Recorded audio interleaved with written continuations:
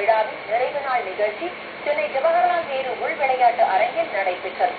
இதில் தமிழ், தெலுங்கு, மலையாளம், ஹிந்தி உள்ளிட்ட இந்தியாவின் அனைத்து மொழிகளிலும் திரைப்படத்துறையில் சிறப்பாக பணியாற்றிய 41 கலைஞர்களுக்கு விருதுகள் வழங்கி கௌரவித்தார். முதலாவதாக தமிழ் திரைப்படங்களில் மிக சிறப்பாக பணியாற்றிய முதலமைச்சர் செல்வி ஜெயலலிதாவுக்கு குடியரசுத் தலைவர் திரு பிரணாப் முகர்ஜி நூற்றாண்டு சாதனையாளர் விருதும் நினைவு பரிசும் வழங்கி கௌரவித்தார். மாண்புமிகு தமிழ்நாடு முதலமைச்சர் அவர்கள். Our first awardee, our Honorable Chief Minister.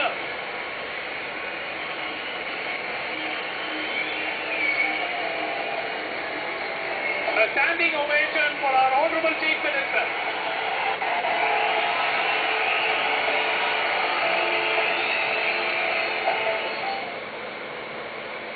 இதைத் தொடர்ந்து தமிழ் திரைப்படங்களுக்கான விருதுகள் வழங்கப்பட்டன. இசையமைப்பாளர் திரு எம் எஸ் விஸ்வநாதன், நடிகை ஸ்ரீதேவி, நடிகை ரேகா, தமிழ் திரைப்பட தயாரிப்பாளர் திரு ஏவிஎம் சரவணன், தமிழ் மற்றும் இந்தி திரைப்பட நடிகை திருமதி வைஜெயந்தி மாலா பாலி, இயக்குநர் திரு கே பாலச்சந்தர் ஆகியோருக்கு தமிழ் திரைப்படங்களுக்கான சாதனையாளர் விருதுகளை குடியரசுத் தலைவர் திரு பிரணாப் முகர்ஜி வழங்கினார். பின்னர் தெலுங்கு திரைப்பட நடிகை திருமதி அஞ்சலி தேவி, திரைப்பட இயக்குநர் திரு கே விஸ்வநாத், திரு பாபு, திரைப்பட இயக்குநர் திரு கே ராகவேந்திர ராவ் ஆகியோருக்கும் விருதுகள் வழங்கப்பட்டன.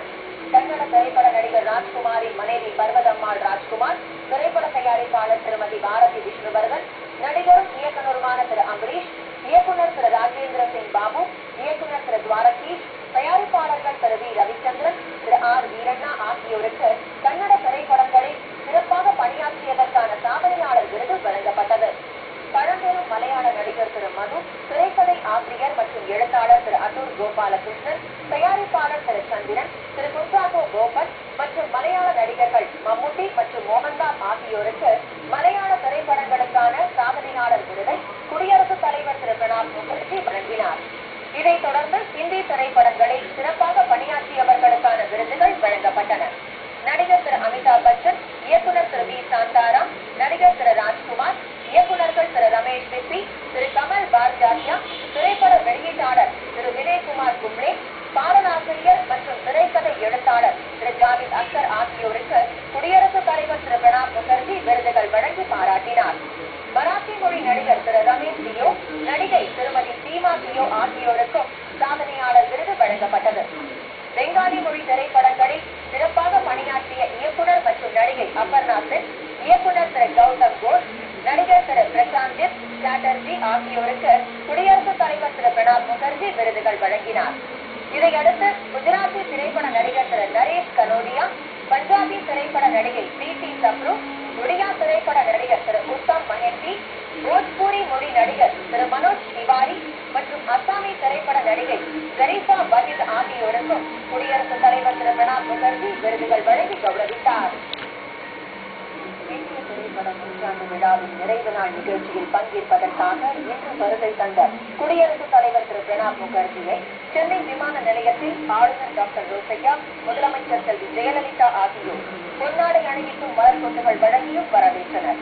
தமிழ்நாடு அரசும் தென்னிந்திய திரைப்பட வர்த்தக சபையும் இணைந்து நடத்தும் வரலாற்று சிறப்புமிக்க இந்திய திரைப்பட நூற்றாண்டு விழாவை முதலமைச்சர் செல்வி ஜெயலலிதா சென்னை ஜவஹர்லால் நேரு உள் விளையாட்டு அரங்கில் கடந்த 21ஆம் தேதி குத்துவிளக்கேற்றி தொடங்கி வைத்தார்.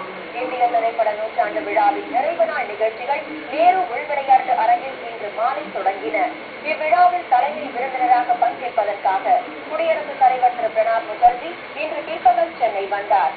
விமான நிலையத்தில் குடியரசுத் தலைவருக்கு தமிழக ஆளுநர் டாக்டர் கே ரோசையா, முதலமைச்சர் செல்வி ஜெயலலிதா ஆகியோர் பொன்னாடை அணிவித்தும் மலர் கொட்டுகள் வழங்கியும் வரவேற்றனர்.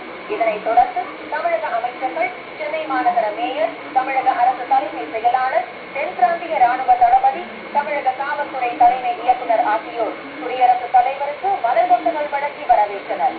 முன்னதாக இவர்களை முதலமைச்சர் செல்வி ஜெயலலிதா குடியரசுத் தலைவர் திரு பிரணாப் முகர்ஜிக்கு அறிமுகம் செய்து வைத்தார். இலங்கை கடற்படையினரால் கைது செய்யப்பட்டு அந்நாட்டு சிறையில் வாடிக்கொண்டிருக்கும் புதுச்சேரி மாநிலம் காரைக்கால் பகுதியைச் சேர்ந்த 16 மீனவர்களை உடனடியாக விடுவிக்கவும், ஏற்கனவே விடுவிக்கப்பட்ட 13 மீனவர்களின் படகுகளை இலங்கை அரசு திரும்ப ஒப்படைக்கவும் துரித நடவடிக்கை எடுக்காத மத்திய அரசு மற்றும் புதுச்சேரி மாநில அரசை கண்டித்தும் மீனவர்களை உடனடியாக விடுதலை செய்யவும், படகுகளை மீட்கவும் தேவையான தூதரக நடவடிக்கைகளை